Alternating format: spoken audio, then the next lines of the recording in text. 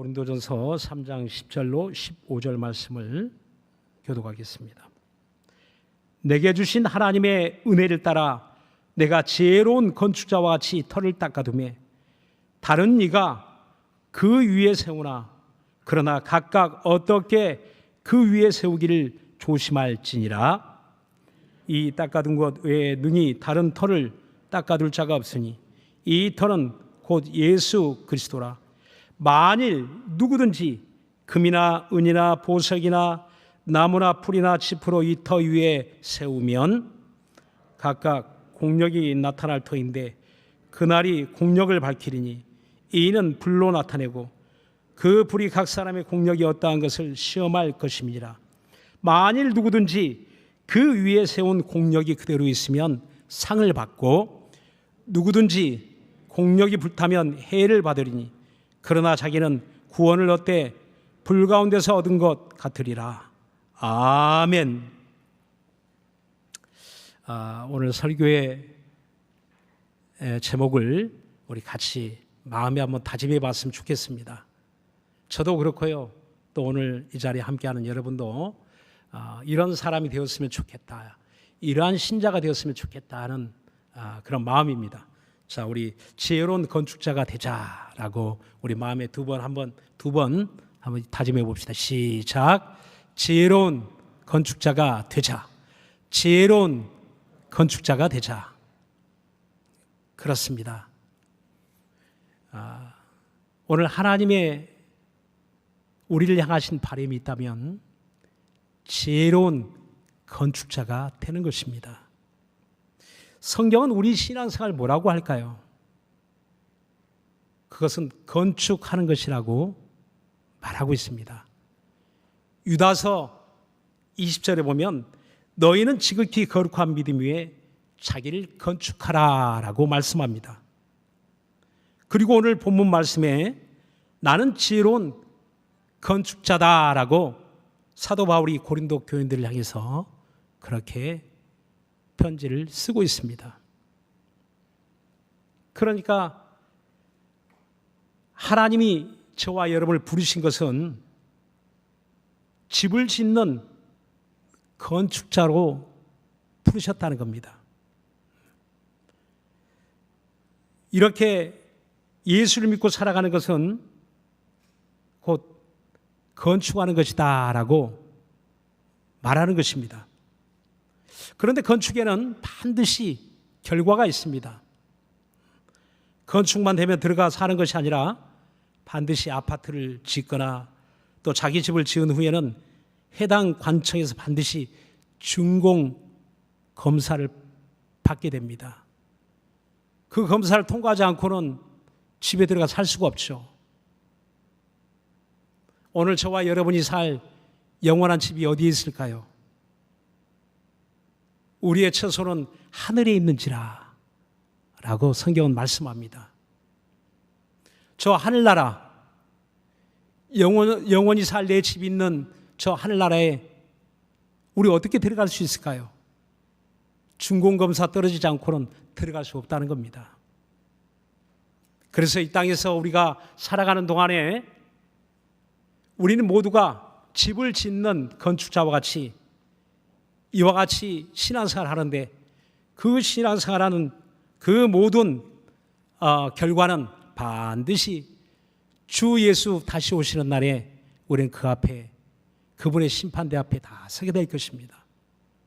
예수를 믿는 자와 믿지 않는 자, 하나님의 은혜를 받고 은혜 가운데 산 자와 또 은혜를 거부한 사람, 반드시 이를 구별하시겠다는 겁니다. 그리고 또 한 가지, 우리 예수를 믿는 저와 여러분은 우리 주님이 약속하고 있습니다. 마태복음 16장 27절에 보면 그때 각 사람의 행한 대로 갚으리라 라고 하셨고, 또 계시록 22장 12절에 보면 그때 각 사람에게 그의 일한 대로 갚아주리라 라고 약속하고 있습니다.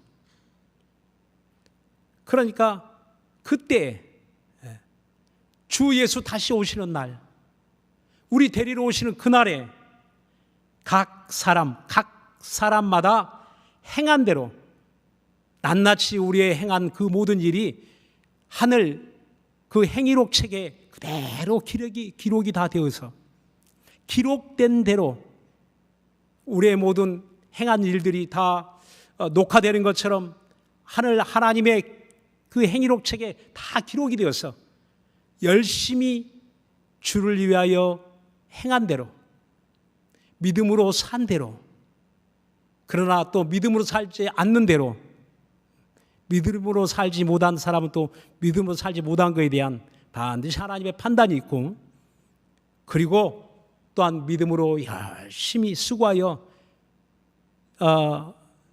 충성되이 산 자에 대한 하나님의 보상이 있다는 것을 성경은 분명하게 말씀하고 있습니다. 그렇다면 주님 다시 오실 때 상을 받고 칭찬을 받고 그때 그 영광 가운데 들어갈 자가 어떤 사람일까요? 오늘 성경 본문에 보니까 지혜로운 건축자라고 말하고 있습니다. 그렇다면 지혜로운 건축자라고 할 때 그 말의 의미는 무엇일까요? 무엇을 의미하고 있을까요? 첫 번째, 오늘 성경 본문을 통해서 말씀하고 있는 것은 기초가 확실한 자라는 겁니다. 신앙의 기초가 확실한 사람, 건축에 가장 중요한 요소가 있다면 그것은 기초공사일 겁니다. 그런데 우리가 집을 짓는 방법하고 초대교회 당시에 집을 짓는 방법은 상당한 차이가 있습니다. 우리는 기초공사를 통해서 땅을 파죠. 그리고 견고하게 그 집이 무너지지 않는 털을 다지는 그런 공사를 하게 됩니다. 그런데 그 당시 유대인들의 그 집을 짓는 모습을 보면 이런 모퉁이 돌을 놓는 것으로 시작합니다.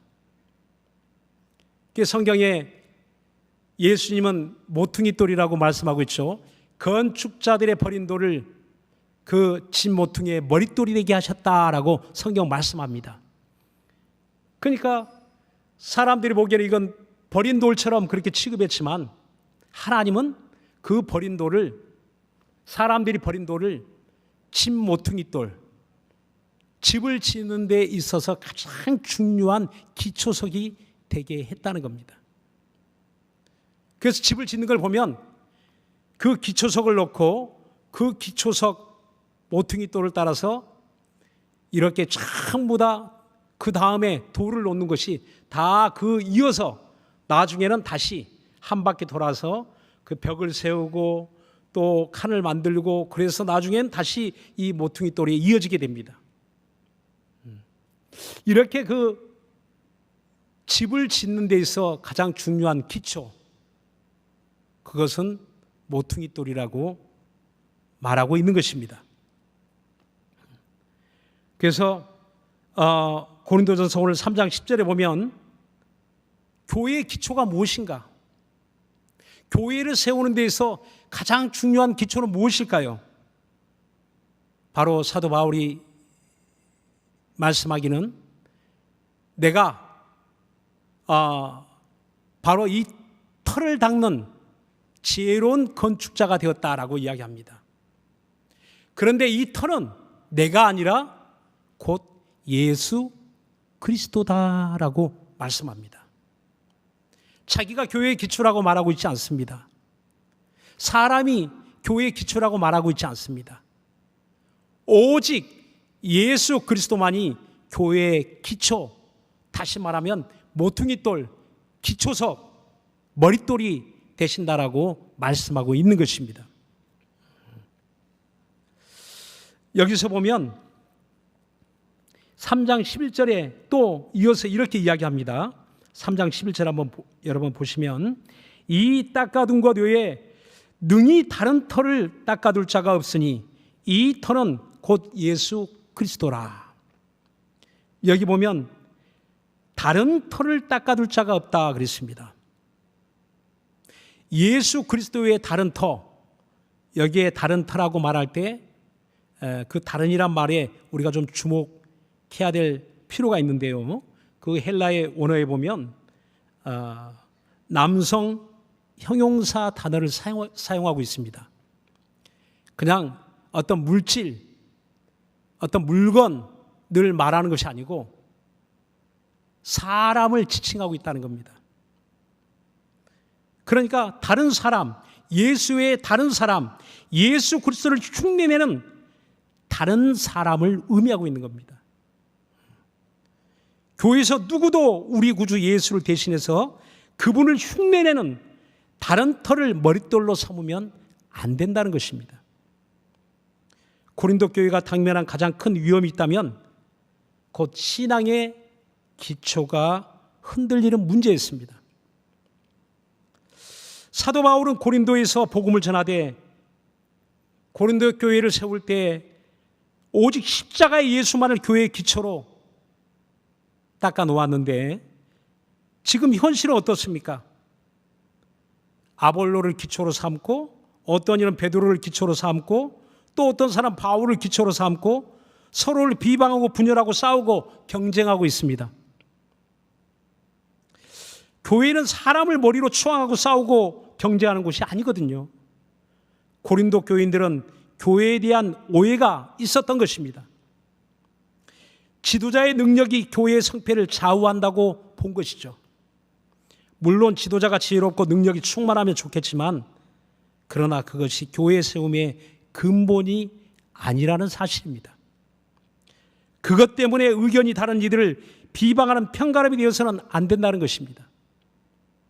그래서 고린도전서 1장에 보면 누구는 아볼로에게 속했다, 누구는 또 베드로에게 속했다, 또 누구는 바울에게 속했다, 이렇게 고린도 교회의 가장 큰 문제가 무엇인지를 진단하고 있습니다. 분열하고 찢어지고 나눠지는 것, 그것은 교회가 무너지는 징조이겠죠. 그러나 하나님이 세우시는 교회, 건강한 교회, 하나님이 기뻐하시는 교회, 그 모습은 그렇지 않다는 겁니다. 고린도 교회는 은혜도 충만히 받았습니다. 은사도 충만히 받았습니다. 성령을 충만히 받았습니다. 은사가 나타납니다. 똑똑한 사람들이 나타나죠. 그러나 그의 그 똑똑함이, 그의 지혜로움이 교회의 기초가 될 수는 없다는 겁니다. 그래서 누구도 그 자리를 차지할 수 없고 오직 교회의 기초는 우리를 위하여 십자가 지신 그리스도 한 분이시라고 말씀하고 있습니다. 마태복음 7장 24절과 25절에 보면 이렇게 말씀합니다. 우리 다 같이 우리 화면을 보고 다 같이 한번 우리 합독해 볼까요? 시작. 그러므로 누구든지 나의 이 말을 듣고 행하는 자는 그 집을 반석 위에 지은 지혜로운 사람 같으리니 비가 내리고 창수가 나고 바람이 불어 그 집에 부딪히되 무너지지 아니하나니 이는 주초를 반석 위에 놓은 연고요. 그렇습니다. 집을 잘못 지으면 무너진다는 겁니다. 집을 짓 때 모래에 지면 무너진다는 겁니다. 그러나 반석 위에 집을 짓는 자는 무너지지 않는다고 했죠. 누가 반석 위에 집을 짓는 자입니까? 누구든지 나의 이 말을 듣고 행하는 사람. 예수 믿는다 마음으로만 믿는 게 아니고 실제로 삶을 통해서 예수를 믿는 사람, 삶으로 예수를 믿는 사람, 주님의 말씀이 항상 내 마음에 살아있어. 그분의 말씀이 항상 나를 지도하고 그분의 다스림을 받고 그분의 인도하심을 받는 삶을 살아가는 사람, 그는 반석 위에 집을 짓는 사람이요, 반석 위에 집을 짓는 교회라는 겁니다. 오늘 우리의 기초는 어디에 있습니까? 사람입니까? 예수 그리스도입니까? 어떠한 특정한 사람, 유능한 사람, 똑똑한 사람, 지혜로운 사람, 말 잘하는 사람, 거기에 교회의 기초가 있지 않다는 겁니다. 우리는 계획을 통해서 너무나 많은 것을 실감하고 있습니다. 한 사람의 똑똑함이 교회의 기초가 될 수 없다. 한 사람의 그 능력이 교회의 기초가 될 수 없다. 우리는 온몸으로 다 느끼고 체감하고 있습니다. 오직 하나님이 세우신 교회의 기초는 우리를 죄에서 구원하신, 어찌 보면 사람들이 보기에는 가장 미련하게 보이는 십자가의 복음, 십자가의 피 흘리신 우리 주님이 우리 교회, 우리 개혁교회의 기초가 되신다는 사실을 믿으시기를 바랍니다. 그렇다면 우리는 흔들릴 이유가 없다는 겁니다. 누구 때문에 안 돼, 못해, 어려워, 힘들어. 아니요, 그렇지 않습니다. 주님이 기초가 된 교회는요, 절대 흔들리지 않습니다. 절대 무너지지 않습니다. 우리 마음속에 다른 사람을 우리 마음의 신앙의 기초로 우리 마음속에 담고 있다면 그때부터는 무너지는 겁니다. 나는 이 사람, 나는 저 사람, 이렇게 교회 안에서 나눠지게 될 때, 나는 이 목사님이 좋아, 나는 저 목사님이 좋아, 나는 이 장로님이 좋아, 나는 저 장로님이 좋아, 나는 이 집사님이 좋아, 나는 저 집사님 좋아하는 건 감사한데요, 그게 우리의 마음을 다 차지해서는 안 된다는 겁니다. 그게 교회의 기초가 되어서는 안 된다는 겁니다. 우리 신앙의 기초는 오직 한 분, 우리 구주 예수 그리스도십니다. 이와 같이 지혜로운 건축자는 예수님을 모퉁이돌, 머릿돌로 삼는 거예요. 두 번째, 주님 앞에 서게 될 때 상을 받는 사람, 그 불시험을 통과하고 사라지지 않고 없어지지 않고 그 상이 남겨지고 그의 행한 일이 남겨지는 사람은 어떤 사람일까요? 그건 반석 위에 영원한 집을 짓는 사람입니다. 지혜로운 건축자는 금으로 은으로 보석으로 집을 짓는 자라고 말하고 있습니다. 마지막 시험을 통과하는 자는 나무나 풀이나 짚으로 집을 지은 자가 아니라 영원히 남을 것을 재료로 삼고 집을 짓는 자입니다. 불 속에 무엇이 남을 수 있겠습니까? 불에 견딜 수 있는 것만 남는 것이죠. 물난리도 무섭지만 화재 사고는 더 잔인하고 끔찍하죠. 물난리에는 흔적이라도 남지만 화재 사고는 아무것도 남지가 않습니다. 어제 뉴스를 보니까 어떤 새끼배 남소가 전남 구례에서 떠내려가지고 남해 무인도에서 발견되더라고요.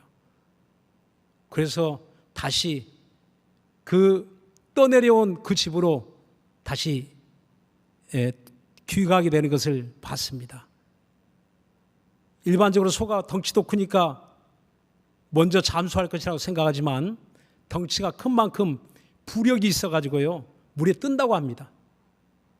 그래서 또 목만 이렇게 물 위로 내놓으면 절대 죽지 않는데요. 사람은 죽어도 소는 안 죽어요. 또 보니까 소들이 살기 위해서 지붕에 올라간 소들도 있더라고요. 소들도 살기 위한 생존 본능이 얼마나 강렬한지 지붕 위로 올라가든지 남의 저 무인도로 떠내려가든지 살아나지 않습니까?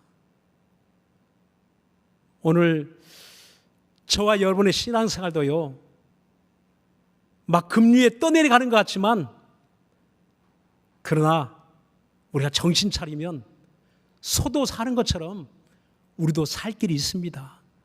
코로나 때문에 떠내려가고 또 교회의 여러 가지 문제의 산적한 문제 때문에 막 떠내려가고 있는 것 같지만 어떻게 보기에는 막 큰 물난리에 떠내려가고 있는 것 같지만요, 그러나 정신 차리면 소도 살더라고요. 무인도에서 살아서 귀가합니다. 우리도 살아서 주님 나라에 넉넉히 들어갈 수 있기를 바랍니다. 오늘 화재 사고에 잿더미만 남게 되는데 이와 같이 주님 다시 오시면 우리에게는 불시험이 있다고 말하고 있습니다. 가끔 화재 사고를 보게 되면 그 가연성 물질로 된 샌드위치 판넬로 지어진 공장에서 대형 사망 사고가 일어나는 것을 보게 됩니다. 너무 안타까운 일이죠. 조금만 돈을 들여서라도 그 화재를 방지할 수 있는 그런 시설, 소방 시설이나 그런 재료로 지어졌으면 하는 후회를 하기도 하죠. 인생도 그러하듯이 영생도 집을 짓는 재료가 중요하다는 사실을 우리에게 말하고 있습니다. 여러분, 무엇으로 여러분의 신앙생활을 건축하고 있습니까? 우리 교회는 지금 어떻게 무엇으로 세워가고 있습니까? 자칫 주님 앞에 서게 될 때 불시험에 다 녹아버리고 사라져버린다면 이보다 더 황망한 일은 없을 것입니다. 건축 재료가 중요합니다. 12절에 보면 금, 은, 보석으로 집을 짓는다는 것은 무엇을 의미할까요? 에베소 2장 20절과 22절에 이렇게 말씀합니다. 우리 다 같이 화면을 보시겠습니다. 다 같이 한번 합독합시다. 시작. 너희는 사도들과 선자들의 터 위에 세우심을 입은 자라. 예수께서 친히 모퉁이 돌이 되셨느니라. 그의 안에서 건물마다 서로 연결하여 주 안에서 성전이 되어가고 너희도 성령 안에서 하나님의 거하실 처소가 되기 위하여 예수 안에서 함께 지어져 가느니라. 주님은 교회의 모퉁이 돌이 되신다고 말씀하고 있죠. 계시록에 보면 예수는 알파와 오메가, 처음과 나중, 시작과 끝이라고 말씀합니다. 모퉁이 돌은 우리 신앙생활의 시작과 끝이 되어야 한다는 뜻입니다. 그분과 연결되지 않으면 교회가 아니라는 것이죠. 그래서 오늘 본문에도 그의 안에서 건물마다 서로 연결하여 주 안에서 성전이 되어가고 라고 말씀합니다. 예수님께 끊어진 자는 이미 교회가 아니라는 겁니다. 성도가 아니라는 겁니다. 그래서 우리가 가장 중요한, 우리 신앙생활의 가장 중요한 것은요, 서로가 서로에게 연결되어 있어야 된다는 겁니다. 나와 당신이 연결되어 있어야 된다는 겁니다. 신앙은 나 홀로가 없다는 거예요. 그 연결된 신앙의 정점에는 곧 예수 그리스도가 계시다는 겁니다. 나와 당신하고는 되게 친하고 너무너무 친하고 너무너무 익숙하고 너무너무 그 소통이 잘 되는데 연결에 가보니까 예수님이 안 계세요. 그러면 교회가 아니고, 그러면 그의 믿음의 기초는 예수가 아니라는 사실입니다. 그래서 우리가 지금 집을 짓되 그 집은 하나님의 거하실 처소, 성전을 짓고 있는데, 교회는 성전을 짓는 장소인데, 성전을 짓는 곳은 그 건물마다 성전의 방마다 성소와 지성소가 연결되고 성전과 뜰이 연결되어 있는 것처럼 이렇게 연결되어 있어야 된다는 겁니다. 그 연결고리가 있어야 된다는 겁니다. 교회는 필요 없는 사람이 없어요. 교회는 무익한 사람이 존재하지 않습니다. 누구든지 예수를 믿고 하나님의 은혜를 받았으면 소중하지 않는 분은 한 사람도 없습니다. 다 그리스도 안에서 연결된 사람, 연결된 신자, 연결된 성도라는 겁니다. 교회 가운데서 이렇게 필요 없는 사람을 뽑아내기 시작하면 아마 몇 사람 안 남을 것 같아요. 이래서 안 돼, 저래서 안 돼. 똑똑한 사람, 지혜 있는 사람, 능력 있는 사람, 이런 사람만 뽑아서 우리끼리 교회하자 하면 몇 사람 안 될 것 같아요. 그래서 교회는 무능한 사람도, 유능한 사람도, 배운 사람도, 못 배운 사람도, 높은 사람도, 낮은 사람도, 잘난 사람도, 못난 사람도, 잘난 사람은 잘난 대로, 못난 사람은 못난 대로 같이 연결되어 살아가는 곳이 교회입니다. 그런데 고린도 교회는 막 비방하거든요. 마치 끊어진 것처럼 나와 당신은 연결할 수 없어, 나와 당신은 함께할 수 없어 라고 끊어진 것처럼 그렇게 서로를 비방합니다. 무엇 때문에? 사람 때문에, 잘난 사람 때문에, 똑똑한 사람 때문에, 지혜로운 사람 때문에, 세상적인 지혜로 말 잘하는 사람 때문에. 하나님의 은사가 충만히 나타난다고 하니까 그 충만한 은사 때문에 나와 당신은 함께할 수 없어. 서로 판단하고 비방하고 정죄하고 무시하고 끼리끼리 모였어요.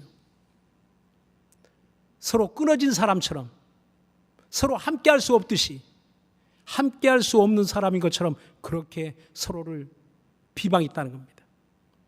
거기에 큰 문제가 있었던 겁니다. 교회를 몰랐던 거예요.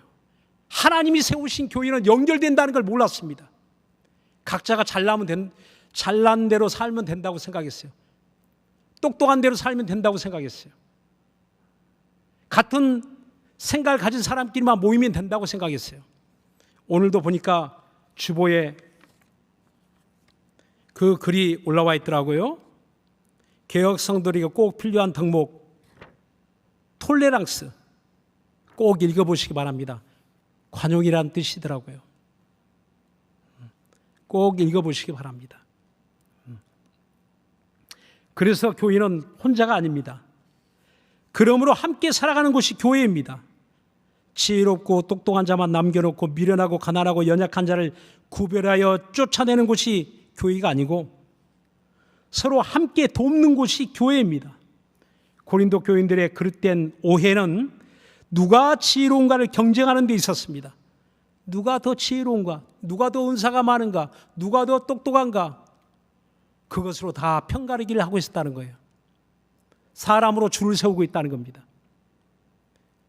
그런 일이 우리 개혁교회에서는 있어서는 안 된다는 겁니다. 그러나 하나님은 십자가에 미련한 것으로 우리를 구원하셨다라고 말씀합니다. 교회는 십자가의 복음이 있을 뿐입니다. 경쟁과 싸움과 분열이 아니라 연결과 협동이라고 말씀합니다. 마태복음 20장 28절에 보니까 주님은 이 세상에 섬김받으러 온 것이 아니라 섬기러 오셨다라고 말씀하십니다. 그래서 근본 교회 대표 선거가 있는데 특히 교계 목회 대표의 명칭을 목회 섬김이 대표라고 했습니다. 흉내낸 것이 아니고요, 진실이고 교육자들의 바람입니다. 목회자의 교회를 향한 태도가 중요한 것은 더 말할 필요가 없는 것 같습니다. 누구든지 신앙생활이 모퉁이 돌 대신 예수 그리스도와 연결되지 않은 자는 다른 기초를 닦는 자요, 또한 스스로 그리스도와 끊어진 삶을 사는 자라고 말하고 있습니다. 결국 나무나 풀로 집을 지어 불시험을 통과치 못하게 될 것입니다. 서로 비방하고 서로의 지혜와 잘난만을 경쟁한다면 이 또한 허망한 결과만 있게 될 것입니다. 우리 성도들은 서로 인정해주고 서로 존중하고 서로 협력하는 모습을 가졌으면 좋겠습니다. 세상 사람들이 볼 때에도 부러워하고 오고 싶은 교회, 그런 교회를 함께 세워갔으면 좋겠습니다. 고린도 교회를 우리 교회와 성도들의 반면교사로 삼고 주님의 원하심이 어디에 있는지 발견하고 주님 닮은 교회, 서로가 서로를 섬기는 교회를 함께 세워갔으면 좋겠습니다. 사랑하는 여러분, 우리 함께 서로 연결되어 있음을 인정하고 서로 협력하여 주님이 거하신 성전을 서로 함께 세워가시기를 예수 이름으로 축원합니다. 기도하겠습니다.